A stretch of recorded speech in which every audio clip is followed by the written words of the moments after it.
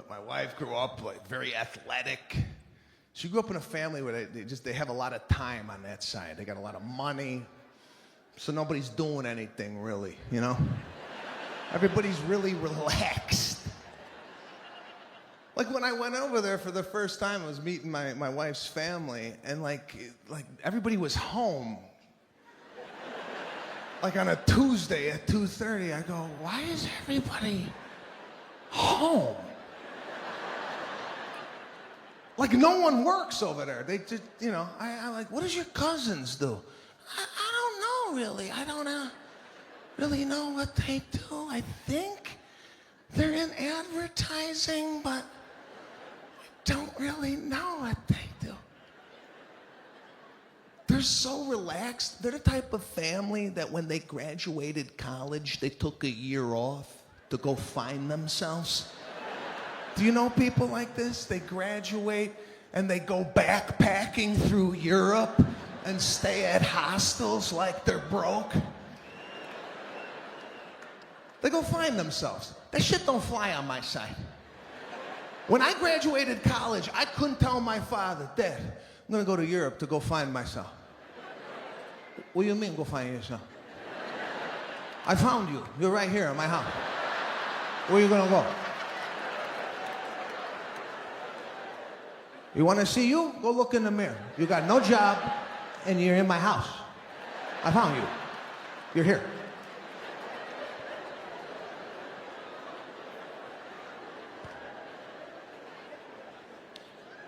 My wife's side's like really happy, and they encourage things. Right? They like do retreats as a family. They work on their inner self. We work on our inner self. They do therapy. My family don't do any of this. No therapy, no bettering. It's like, this is it. What are you gonna do? Change? This is you. No one's popping pills on my side. Nobody's on antidepressants. My father's like, I've been depressed for 30 years.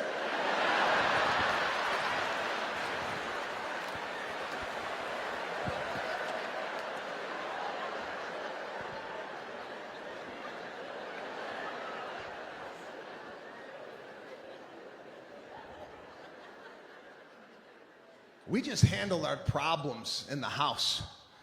We didn't broadcast our problems. My father was like, shh, don't tell nobody what's going on in here, okay? Everybody's living their life through Facebook. Videos. You're gonna see it soon. Wedding season is just around the corner. You're gonna see wedding videos from the wedding. Of this choreographed dance that the groom and the groomsmen, have you seen this? Like the groom is dancing with the bride, and then all of a sudden the lights go up. And then the bride's like, what's going on? Oh my God. And 9 of the groomsmen come out and do a 12-minute choreo routine. I got married 5 years ago. I couldn't get my groomsmen to go get their tuxedos fitted. Let alone come to my house and rehearse.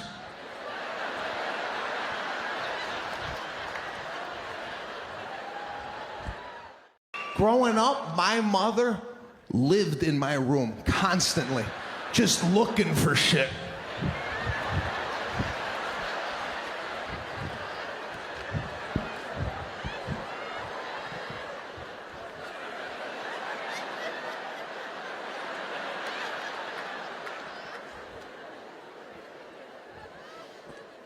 My mom knew what I was doing when I was a teenager. She would come downstairs with a towel. She was like, hey, I found this in your room.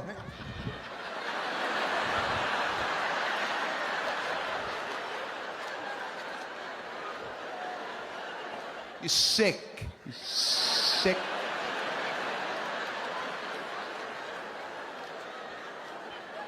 You owe me a whole new set of towels. I can't get this out.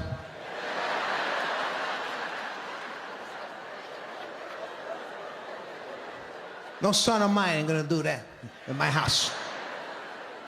She just said, come with me. I'm gonna go to spin class tomorrow. I said, okay, I'll come. I'll come to your spin class. I've never done this before. But I went. This Soul Cycle, whatever it is, right? Yeah, see, everybody gets all hopped up. I go to the one in LA, everybody's fake positive, right? They come into the class, what's going on? How's it going? Are we gonna do this today? Okay, relax, relax. It's a class. It's a spin class.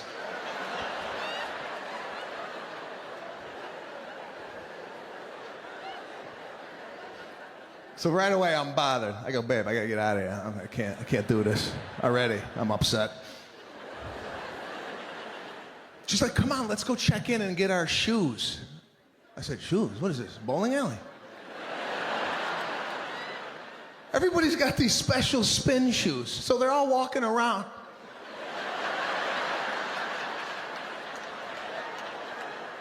I'm on bike 22. Could you tell me where bike? Okay, it's over here. Great.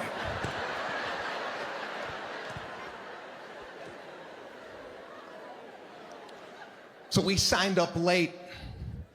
My wife and I did not have bikes together. My wife starts panicking. She's like, babe, we're not doing this together. I'm on the other side of the room. I have to ask the girl next to you. I go, babe, don't start doing this shit. The girl next to me is already set up. She's got a water bottle. Everything's in place. Do not ask her anything. I go, babe, we're not going to talk during this.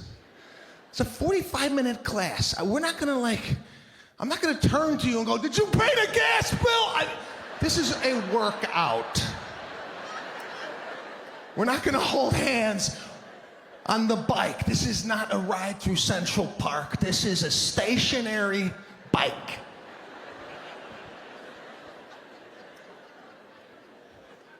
So I start the workout. The class didn't even start. I just start in on my own thing. I ain't waiting. If I'm there, let's get the thing going. I'm cooking. So now the teacher comes in. This guy was way too happy for what was happening in the room.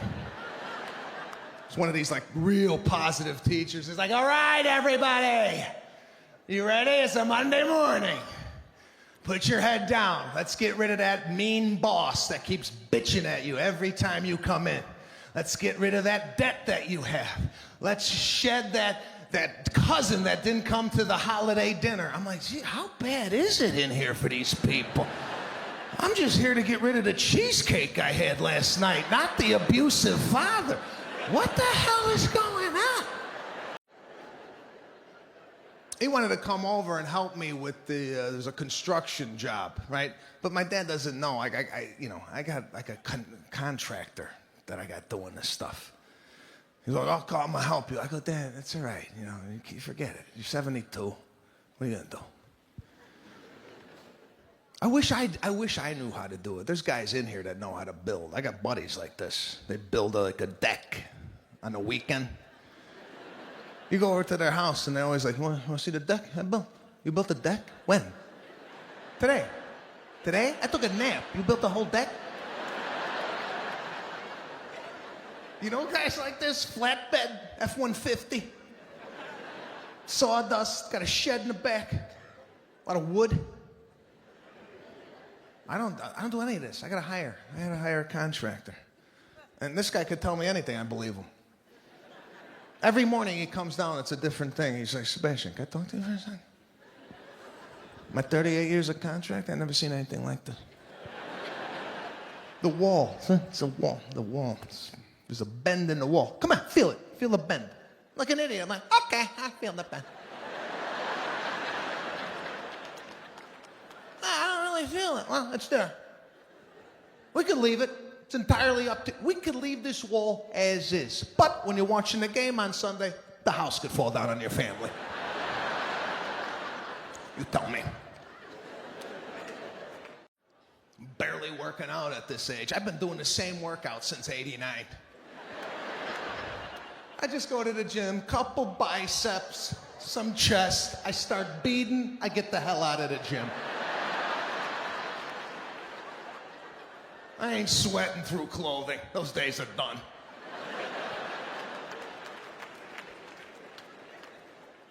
Maybe if I'm feeling good, I'll hit the treadmill. I did that last week. Got on my treadmill there, and there was 8 empty treadmills next to me. So I put it on a 5.0. Now, it's not too high. It's not too slow. It's a valet jog. Let me go get your Mercedes.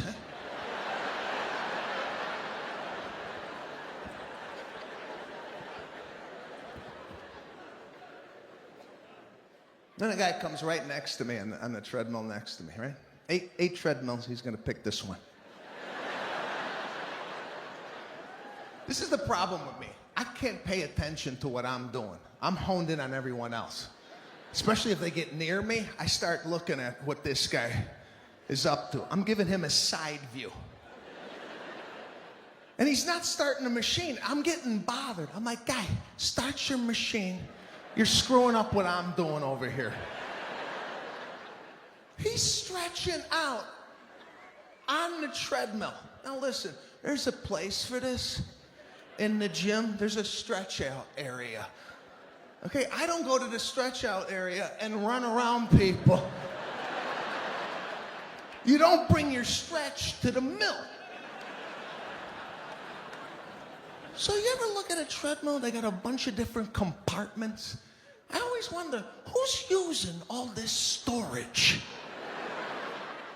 This is the guy they built the treadmill for. This guy's emptying his life into these little bins. The change, the iPhone, the wallet, the keys.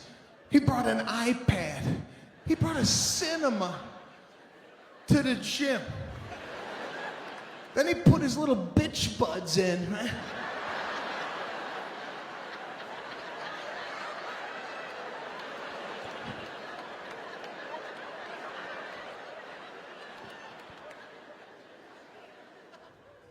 Then he cranked it up to 15. I didn't even know the damn thing went this high. The manufacturer said, yeah, leave it at 15. No one's gonna do that. But this guy's sprinting fast. You ever see people on a treadmill? They run fast and hard. Like the whole gym could hear them running. It's like a sock is gonna fly off at any minute. Then he pulled this one. He just rested on the side and let the thing. Just do what we are doing. Don't do some weird workout that you saw. Then I've never seen this before. He had like a water backpack. Like that you would see in the desert. He had a backpack filled with water and then a tube that he could just sip.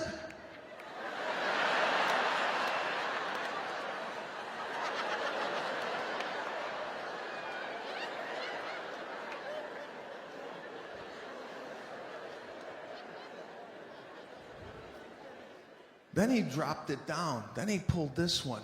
He turned towards me. Now he starts side skipping.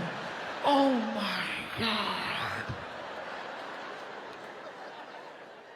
I cannot run on a treadmill with another grown man looking right at me, doing side skips. We just handled our problems in the house. We didn't broadcast our problems. My father was like, shh, don't tell nobody what's going on in here, okay? Even within our family, there was like secrets. No one said anything. My grandfather had polio. He had one leg significantly shorter than the other leg. Nobody said nothing. Nobody mentioned he had a disease. My whole childhood, I was just like, okay, that's the way men from Sicily walked.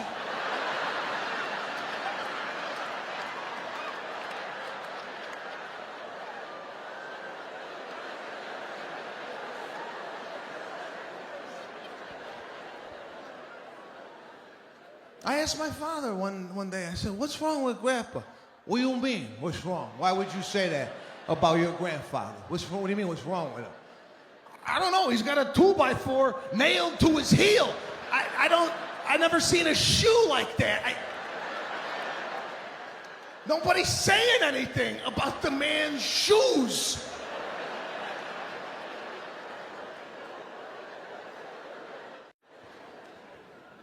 My wife loves to dress my daughter up. Man, the outfits. I like a onesie. It's easy. Lay the baby in the onesie, tuck the feet in. My wife, she's putting skirts, nylons, babushka. You ever dress a baby? My wife told me, could you dress her? I'm gonna take a shower. I said, yeah, no problem.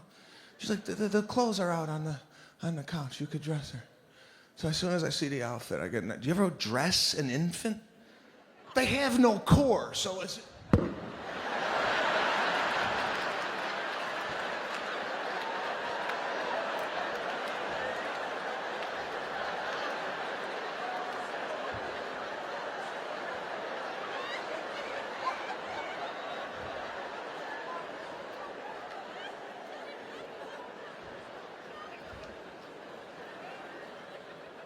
It's all good.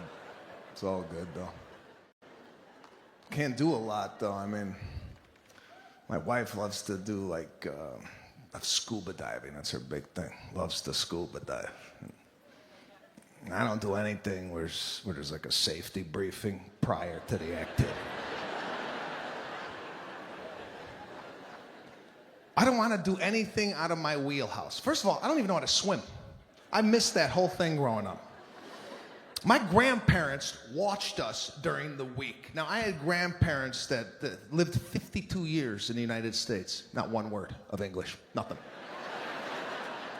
And I didn't speak Italian, so when they watched me, there was a lot of charades, there was a lot of...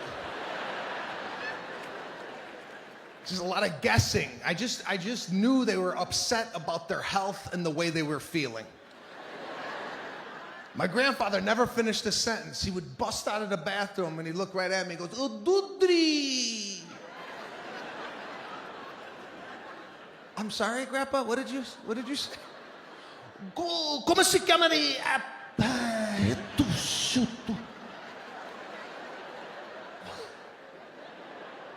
Ma minchia cacarai a pissa on the floor, the floor to the right, come si chiama, to the left, su pisciare.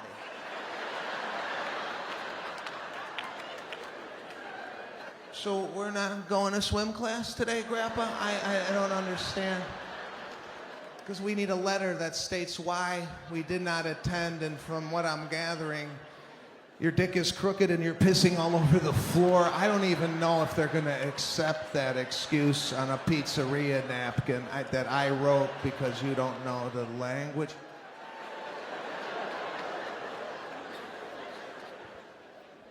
And my grandmother had arthritis everywhere, the poor woman. She could barely walk. You could hear her walk from the refrigerator to the sink. From across the house, you would hear,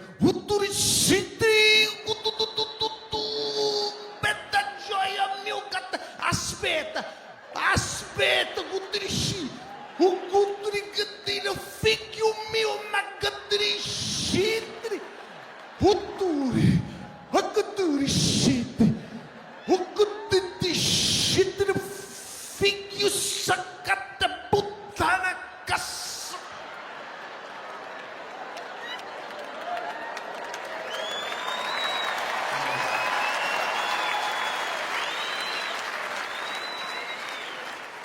So now, I don't know how to swim.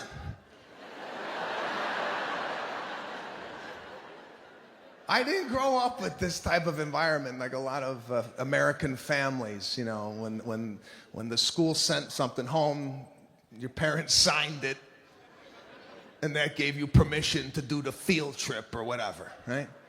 That didn't happen in my house. I would come to the school, and my whole class wasn't there. They went to Washington, D.C. to look at the White House. I'm like, where is everybody? They're like, your parents never handed in the permission slip, so you, Javier, and Athenos are going to be in the lunchroom for 3 days writing a paper about how immigrant parents don't sign permission slips. So now we take the baby home. Nobody tells you nothing. We're just going to figure it out. 1 month in, baby starts crying. It's a cry we've never heard before. And we do everything as a duet, me and my wife. If the baby's crying, we get up. We feed together. Everything is a duet. This is not how my father and mother worked it.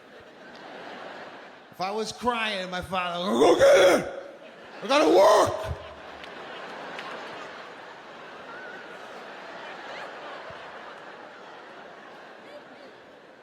Do you want to kiss the baby? I'll kiss it. I gotta go work.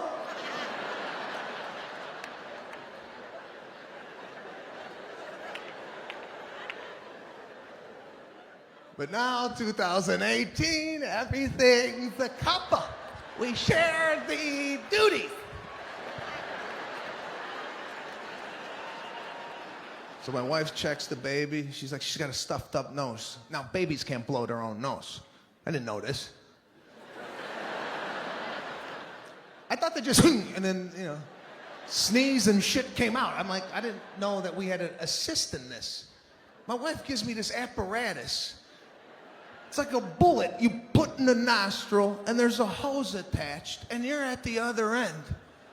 And I go, babe, what do you want me to suck the snot out of her nose and then swallow that? I'll do it if that's what this requires, but shouldn't we read the box or Google it? So here I am, 3 a.m., in my underwear, with the tube up my daughter.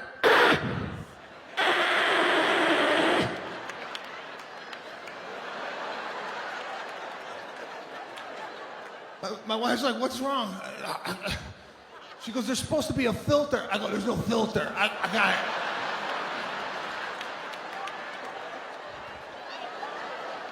I got it right here. I got it right here.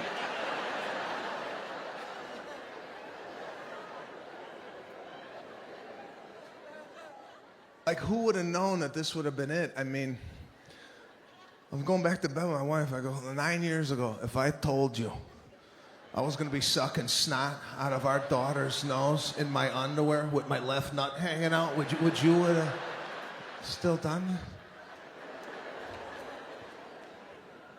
My wife loves to dress my daughter up. Man, the outfits.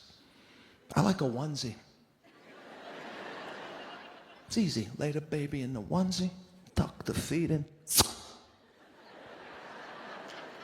My wife, she's putting skirts, nylons, babushka.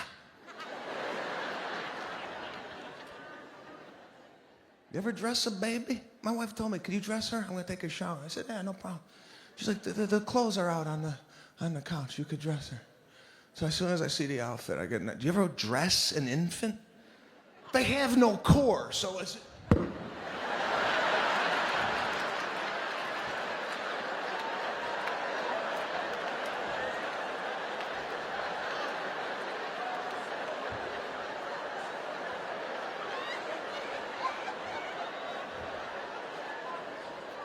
So now we take the baby home. Nobody tells you nothing. We're just going to figure it out.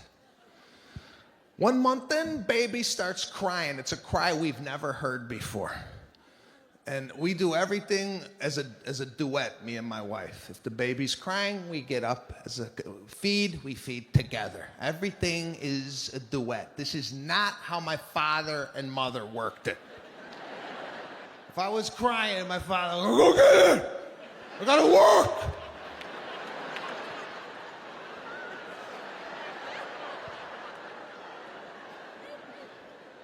Do you want to kiss the baby? I'll kiss it. I gotta go work.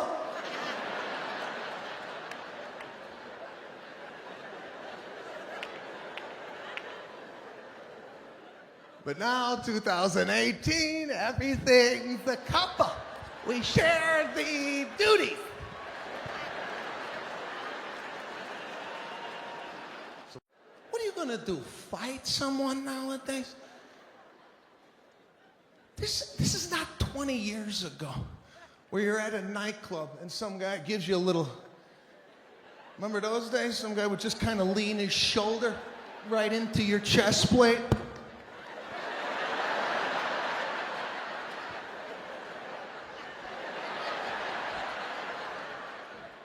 You want some of this? Huh? Hold my cologne. You want to do this?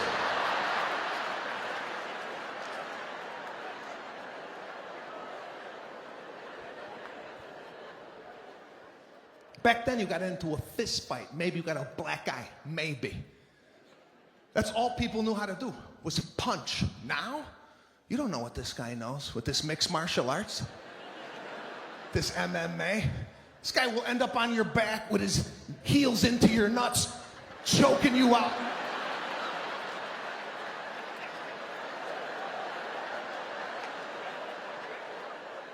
How do you defend that? I mean, these MMA guys, that's a different guy. It's a tough man. They don't punch, they'll kick your leg off.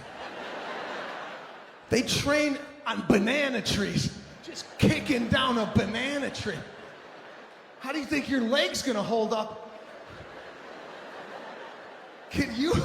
Honest to God, could you withstand a strike to the peroneal nerve from a 23-year-old grown man? I can't.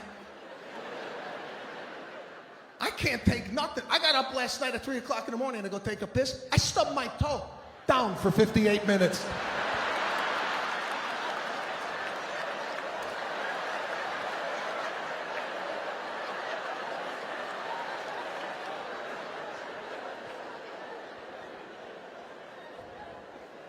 You ever stub your toe at night?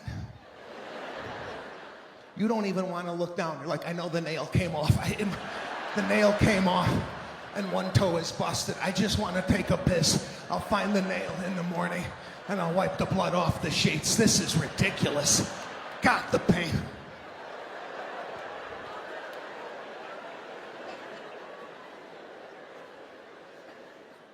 I can't fight an MMA guy. It's a tough guy. It's a tough life. They got a strudel for an ear. What is this? What is that? There's nothing I could do to this guy that hurts more than a strudel hanging off the left side of the cranium. Watch how they come into the ring. They're just stretching out their teeth. Oh my God. If I was an opponent, I'm like, this is it. I'm gonna die tonight. This guy's gonna kill me. Everybody's got something, though. Everybody's trying to teach you something on Facebook. There's always a video, a do-it-yourself video, or a life hack. Some guy, 53-year-old guy, got his own channel. He's in his bathroom with a camera. Once a week, he comes out with an episode. What's up, guys? Welcome to Jim's Corner. Today, I'm going to teach you how to get that last amount of toothpaste out of your toothpaste tube. Simply take a woman's barrette, attach it to the end of the tube. Now, what you want to do is move the toothpaste near the aperture. Some air is going to build up in the tube. Take your scissors and let out the... Go buy another tube, Jim. What are you doing in your bathroom with a bottle of Crest? So you ever look at a treadmill? They got a bunch of different compartments. I always wonder, who's using all this storage? This is the guy they built the treadmill for. This guy's emptying his life into these little bins. The change, the iPhone, the wallet, the keys. He brought an iPad. He brought a cinema to the gym. Then he put his little bitch buds in.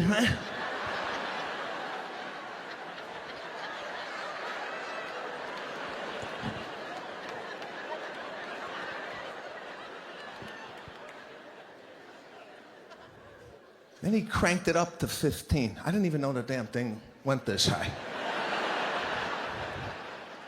The manufacturer said, yeah, leave it at 15. No one's gonna do that. But this guy's sprinting fast. You ever see people on a treadmill? They run fast and hard. Like the whole gym could hear them running. It's like a sock is gonna fly off at any minute. Then he pulled this one. He just rested on the side and let the thing. Just do what we are doing. Don't do some weird workout that you saw. Then I've never seen this before. He had like a water backpack. Like that you would see in the desert. He had a backpack filled with water and then a tube that he could just sip.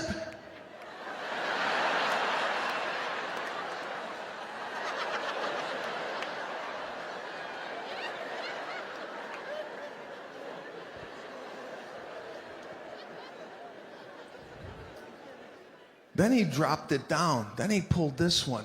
He turned towards me. Now he starts side skipping. Oh my God. I cannot run on a treadmill with another grown man looking right at me, doing side skips. He wanted to come over and help me with there's a construction job, right? But my dad doesn't know. I got like a contractor that I got doing this stuff. He's like, I'll call him, I'll help you. I go, Dad, that's all right. You forget it. You're 72. What are you gonna do?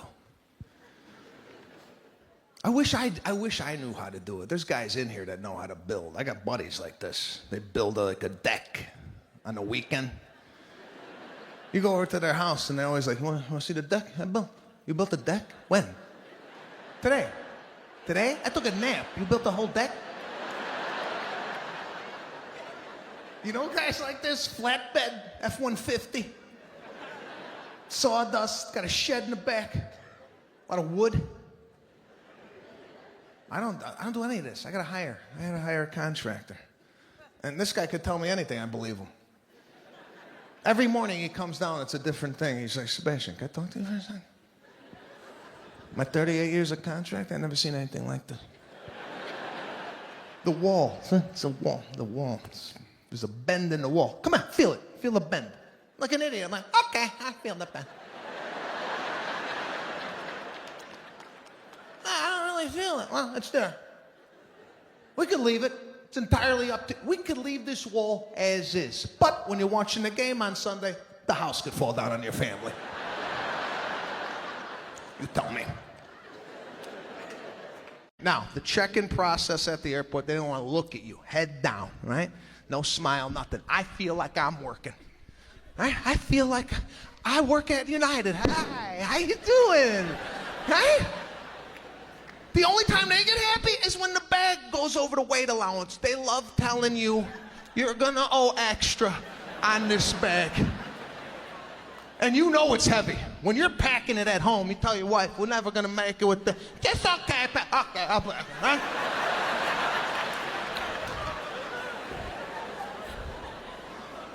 It's so heavy, right? You put it up there, and you know it's heavy, so you kind of try and release it. You do that like kind of soft release, like that's gonna take weight off the bag. And her mood changes. She's like, ooh, I'm sorry. Your bag is 2 pounds over. You're gonna have to take 2 pounds out of your bag. Now, like an idiot, I gotta open up my bag in front of 187 people. I don't know what 2 pounds is. I'm taking out a boot, a sock, toothpaste. Is this 2 pounds? Does anybody know what 2 pounds is? They're gonna charge me an extra $8,000. You think the boot's a half a pound? I go, where do you want me to put this? She's like, put that in your carry-on. I said, it's still going on the plane. What does it matter if it's on top or underneath? The guy behind me's 500 pounds. That doesn't matter?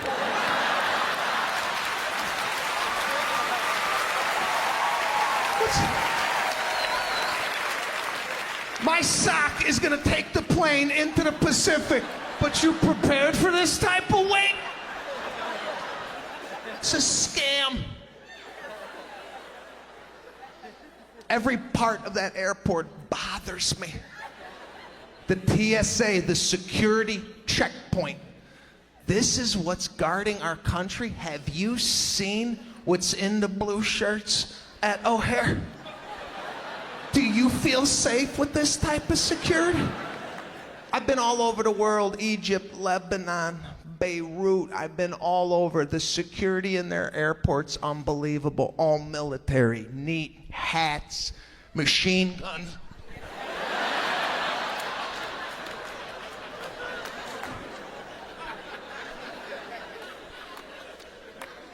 Have you seen our first line of defense? You see the first guy they send out? Take out your laptop!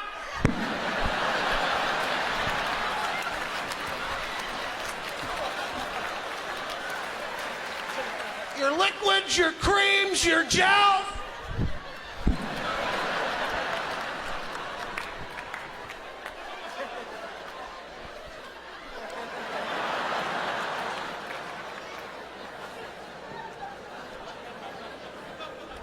And can we leave the shoes on? Have you seen people's feet? Guy took his shoe off, looked like he had a machete hanging off his toe. I swear to God, like he could cut provolone. Just a thin slice of provolone. How does your toenail get to this point? Don't you glance down and go, shit, I gotta cut this before it starts coming through my shoes. These are basic skill sets. Beautiful garden growing up, though. Beautiful. We never went to the grocery store. We grew it. Right in the backyard. Beautiful. Tomato. String bean.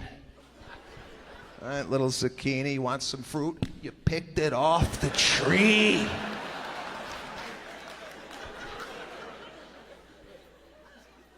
But at night, we found out something was going on in our garden. There was a little raccoon. Something was nibbling on my father's tomatoes, okay? It's a big deal. We had a family meeting about it. Most American families, they'll call up Orkin. We'll just call Orkin. They'll come set up some traps. Then they'll release the animal back into the wild so it could reunite with its family. My father's like, listen, we're gonna murder this motherfucker, all right?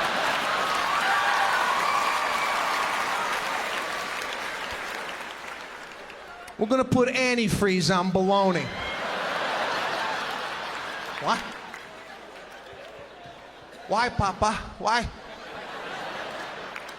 Because it eats the intestines. That's why. Now go get the antifreeze in the garage. We're gonna make a sandwich for our friends tonight.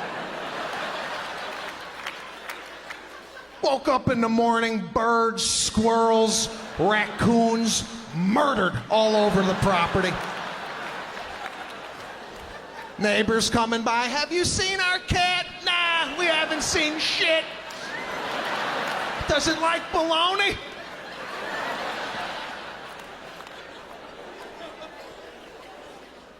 We sent a message. Okay? Trap, don't send the message. Antifreeze makes it clear we ain't playing around with our zucchinis. Okay? Old world upbringing, superstitious. God, my family's superstitious. I remember once I got my first car, it was a 1984 Celica, Toyota Celica GT shit brown, right? As soon as I got it, my father hung a red horn from the rear view mirror of the car, right? Just a red horn dangling. I go, what are you doing? This looks like, he's like, it's for the Maniscalco, the eye. So nobody gives you the eye. I go, what eye? The fucking eye!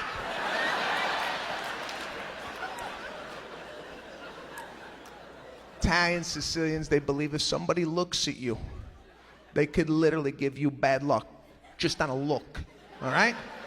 So now we have to have defense mechanisms, okay? I dated girls who weren't even Italian. They'd get into the car, they're like, why do you have a red pepper hanging from your rearview mirror? What is this all about? But the customer service, right? I run into it a lot, customer service, because I handle in my house all the hookups, internet, whatever we need, gas. I do all that. I got on the phone with the cable people, right? I don't know if you ever try hook up cable over the phone with these people. There's a pre-recorded message that says, we're going to monitor the call for quality assurance, right? So as soon as I get a live operator, I tell them, just so you know, I'm recording the call on my end too, okay? You got me, I got you. Behave. Behave. So the next morning, I come down for breakfast. I got a guy in my yard already. Cable guy's in the yard already. My wife is like, what is he doing? I go, I don't know. Now, I handle that. That's another thing you handle as a husband. You got a guy in your yard, you take care of that. You don't send your wife, go see. Go out there.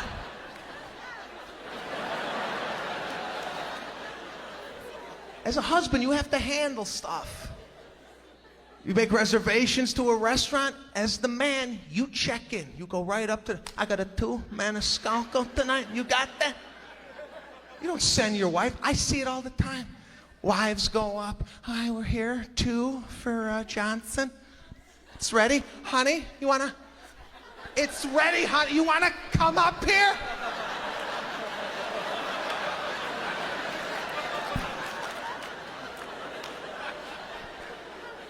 Handle it. So I handle the cable guy. I come outside in the yard. I go, hey, what's going on? What are you doing? Oh, no, I can do it. I can do it. I can get it. The cable, I can get it. What? You don't come to the door, introduce yourself. How'd you get back here? I can do it. I gotta take a break. Break, he didn't do nothing. He's telling me he can't hook the cable up because the cable's in my neighbor's yard. I gotta ask my neighbor if it's okay for him to go get the cable. I go, Julio, you broke into my yard. Can't you just break into his? It's your cable, go get the damn thing. I can do it.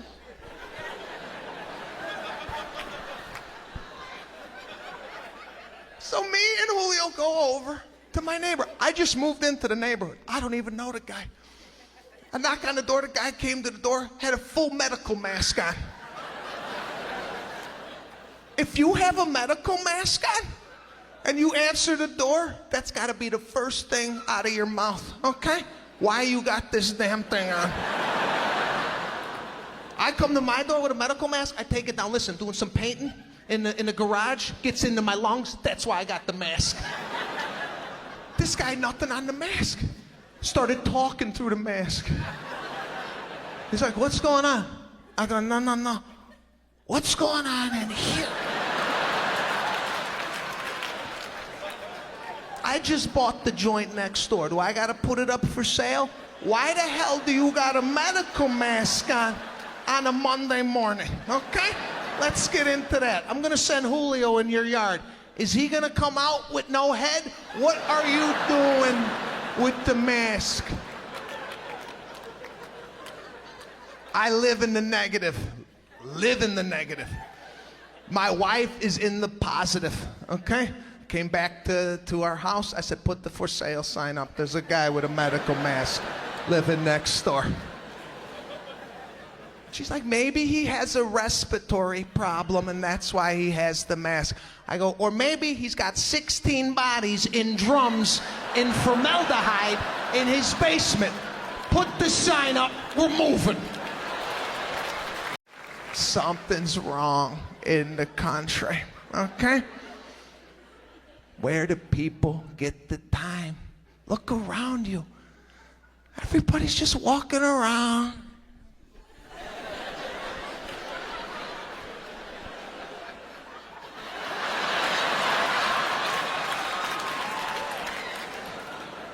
Taking a photo of yourself? They call it a selfie. I can't even say the word without sweating. I can't stand the word. I call it taking a lonely. Do you know how alone you gotta be? That you can't find anybody to take a photo? That you got 838 photos of yourself in your bathroom? What are you doing? What are you doing?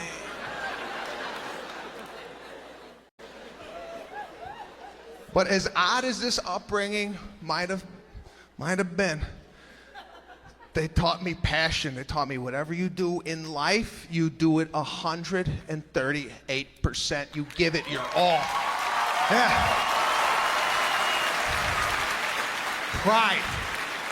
Pride in work. You look around now, nobody's working. The people that are working, they don't want to be there. Go to the airport. The people that work at the airport, upset that we even showed up to fly. I've never seen an angrier group of people in my life. Soon as you walk into the terminal, they're tapping each other. Look at. They brought bags. They got bags!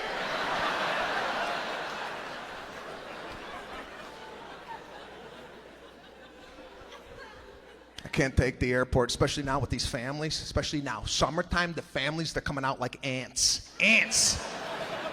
With these little kids, enough with these little kids on an airplane, okay? 1 week old with placenta on it going to Hawaii. For why?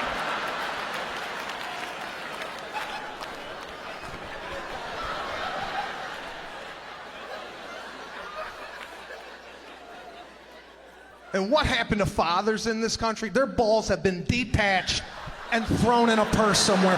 What is going on with the fathers? I'm looking at this family check-in. The wife is doing everything. She's lifting the heavy bags.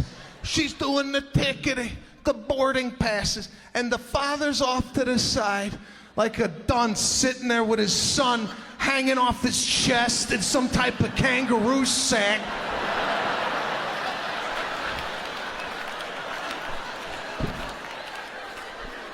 Honey, oh, I'm sorry, I didn't mean to speak. I'll just sit here like an idiot.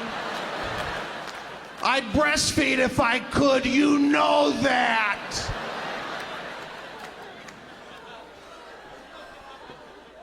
It's even happening with my own friends. I called my buddy, I go, what'd you do today? Well, I went to the parent-teacher conference. Parent-teacher conference? My father didn't even know where the school was.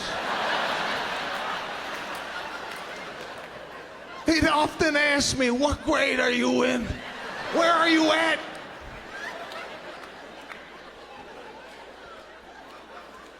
Another buddy's got a man cave he can't stop talking about. Oh, you gotta come by. Got my man cave. Go down there, watch the game on Sunday. Got my beer in my little koozie.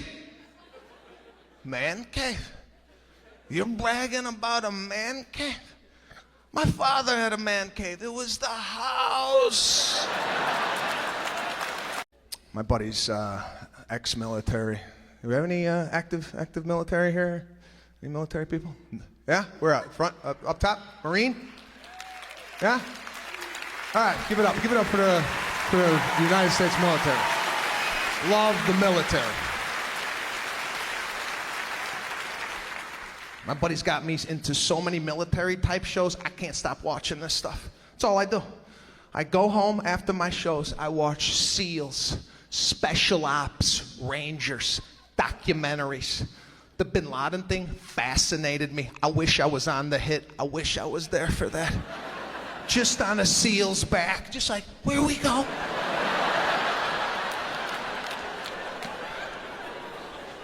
We found him? You gotta be kidding me.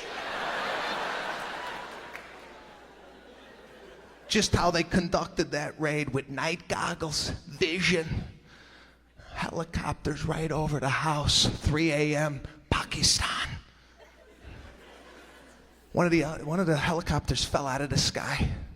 Guys were still in the air. They looked at it and said, fuck it, we'll still do it. We're here, right? They start coming out of the helicopter.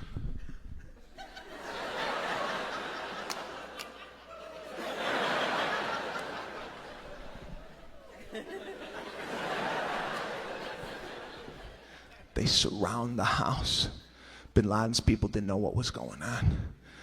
They hadn't had company in 13 years. Now you got United States military all over the property. One guy came out of his bedroom in his underwear eating some hummus. What this go?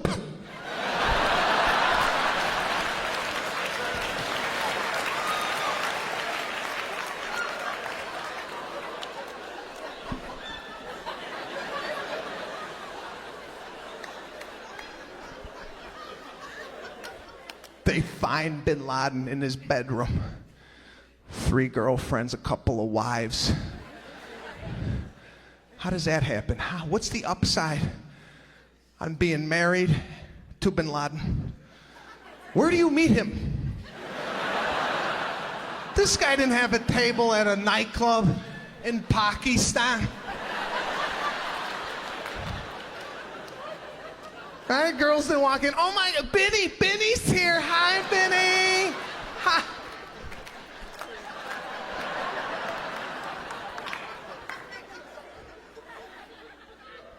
My buddy, being ex-military, he's ready for the end of the world, this guy. This guy got a lot of weapons at the house.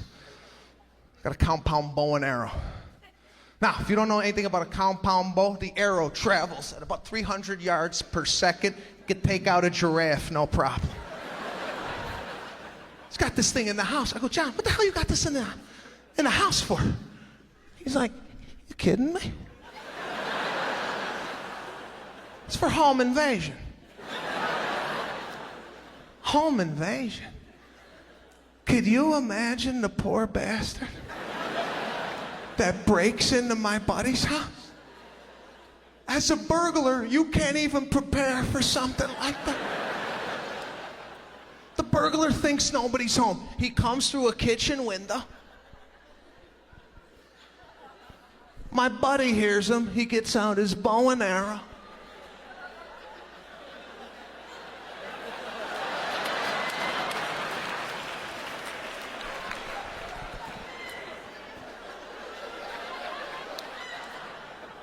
The burglar's in the living room.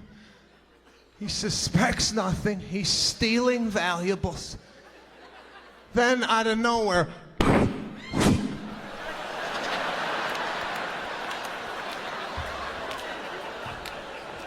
do you know the mind fuck on this?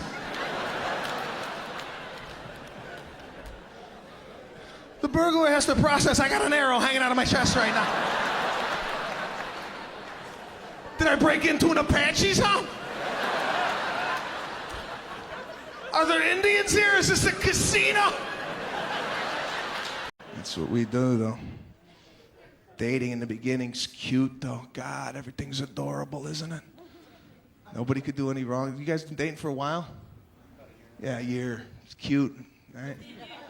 There's no arguments. Everything's adorable. He walks in the kitchen. She's got like a little broccoli hanging off her head. It's the cutest thing he's ever seen. He comes in, he's still flirting. He's like, baby, you gotta... you got a piece of broccoli hanging off your head. She flirts right back. She's like, oh, sorry.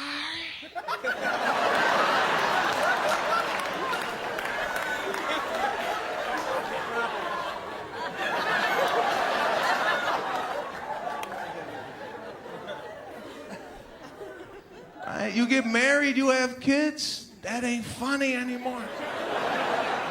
Little things are pissing you off about that person. Never bothered you in the beginning, right? Now little things, just the way somebody brushes their teeth in the morning could set you off. You walk in, you look at them in the mirror, you're like, oh, look at this shit.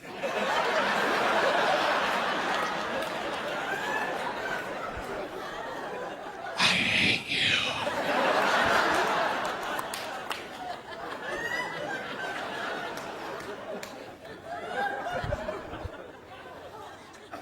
Right? You might get engaged. It's the next step. Now, most guys, I like a classic, go to a knee. That's what I think men should do. Drop to one knee. I think that's what about 90% of the guys do, right? As soon as the guy goes to the knee, as soon as he does this, the girl sees what's happening. She gets excited. She's like,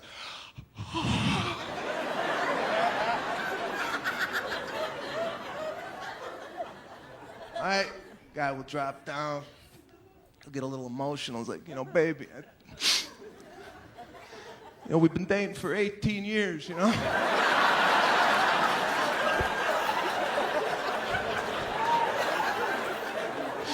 I know you're 48, you probably can't have kids anymore.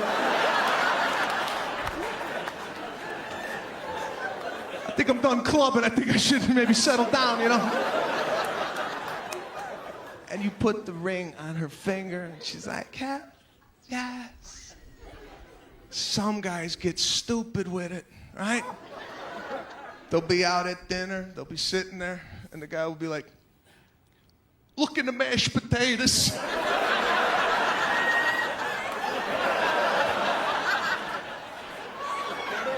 Yes.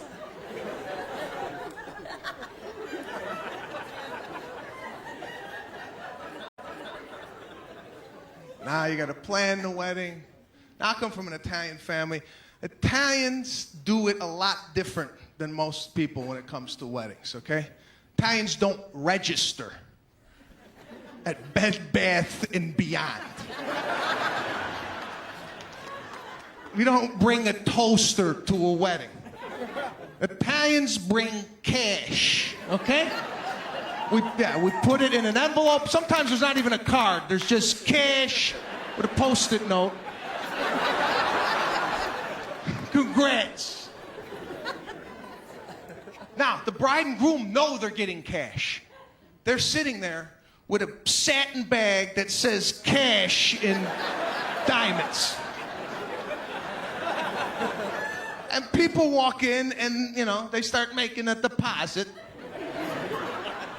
Now, some people don't give the cash right away. They hold on to it. They wait till dinner's served. Right? They go to dinner. They'll have the dinner. They're eating the chicken. Right? They go, the chicken's kind of dry. Take 100 out of the envelope. The food stinks. Take 100 out. Then at the end of the wedding, the bride and groom, they go up to the room, and before they do anything, they start opening up these envelopes. Now, the groom takes out a black logbook. And what they're gonna do, they're gonna log the amount and the name in of everybody that came to the wedding, right? So the guy will be, what the Pantangelis leave? She's like, $10. Like, cheap bastard, $10. The reason for this book is when the Pantangelis get married, you go back to the book and you look Pantangeli. Put 10 singles in that envelope and tell them to screw themselves.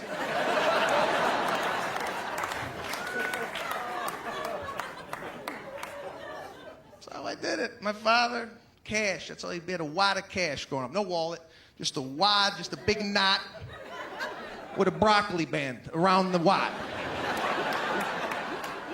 We'd negotiate. My father would negotiate prices at Sears. It was embarrassing to go shopping with the guy. The salesman didn't know what the hell was going on. The salesman, like, the refrigerator's gonna be about $1,200 here. My father would be like, no, it's not. We're gonna pay cash.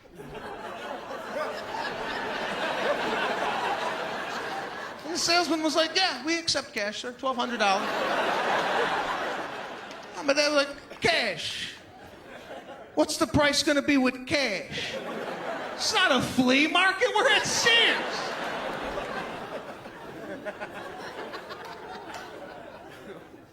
didn't grow up in a huge family, right? I have a sister.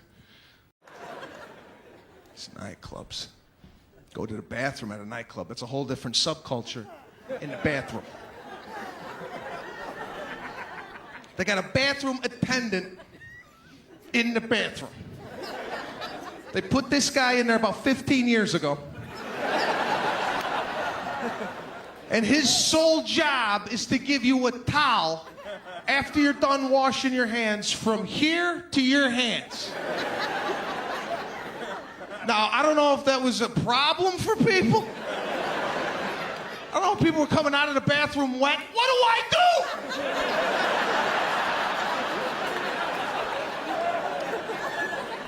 I'm wet.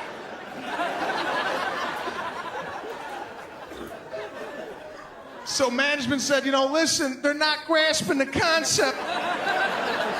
They're coming out, they're drenched, they're soaked. We need to put a guy in there to distribute towels. And as soon as you walk in and you see him, you get pissed off that he's even there, right? You walk in, you see him, you're like, oh, God! They got a guy? It's weird. Now you gotta talk to him after you're done. You're like, yeah, it smells like crap in here, huh?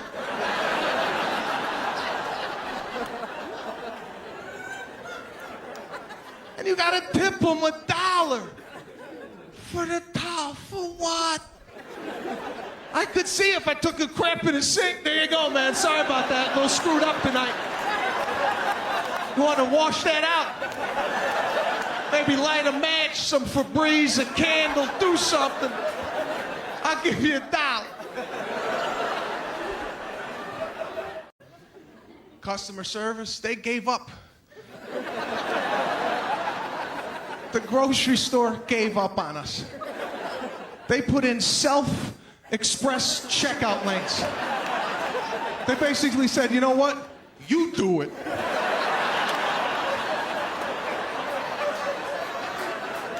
Why am I working at the grocery store now? Do you ever look over there? Nobody knows what's going on. It's a bundle of confusion. Right? There's always a guy sitting there with like some artichokes going,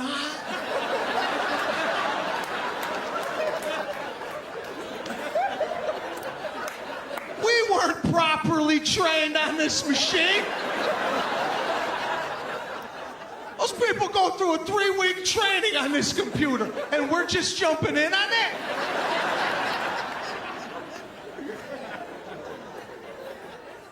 Again, I never want to be the problem, okay? So my grocery store is open 24 hours a day. You know what I did? I went in at 3 a.m. Nobody there. I did a self-training on this machine.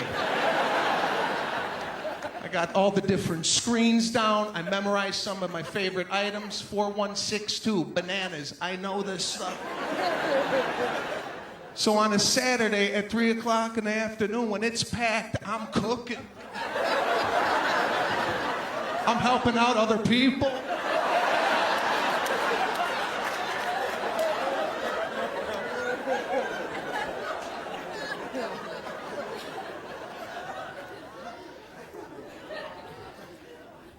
But I was in the human line, I'm sitting there.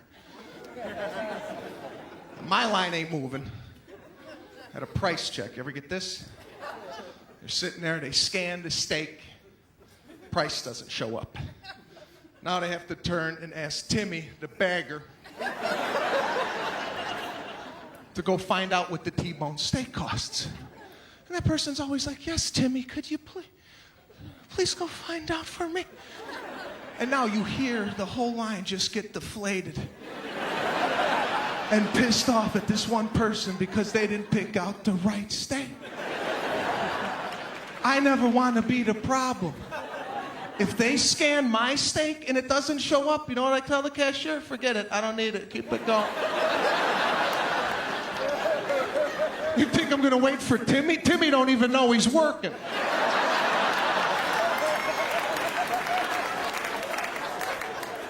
This kid leaves here. He ain't coming back. Is there even an interview with this kid?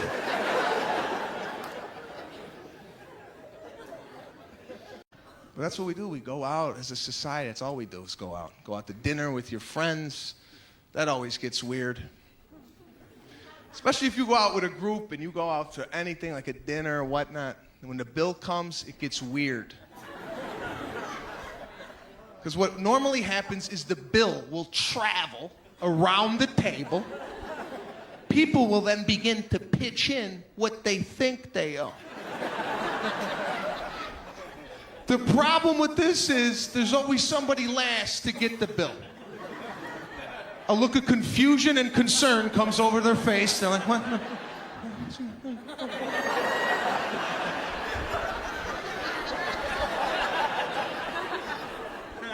Now people see this and they're like, oh, need a couple extra dollars or something like that? And you're like, well, I'm $687 short.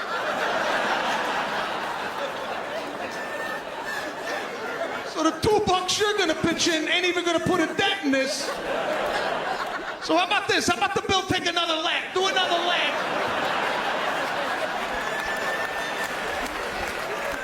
I don't think my chicken tenders were $700.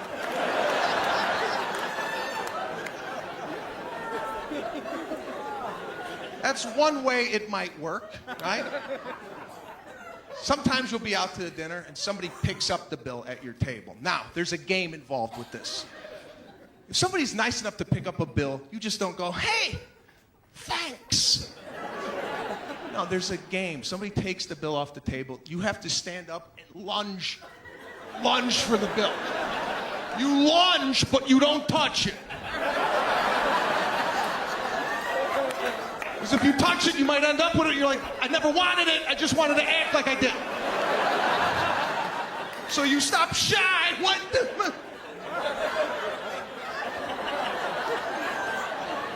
And you act like you don't know. You know exactly what's going on, but you have to act like you don't. You're like, come on. What are you doing with that? Come. Now the person will go, please, come on. I'm making a lot of money. You know that. I got this tonight, right? The person doesn't sit down. You have to come back with number 2, right? Now you go fish for the money. You're like, that's ridiculous. It's a lot of money. Hold on here, right? And you go for the money, but the money's back here.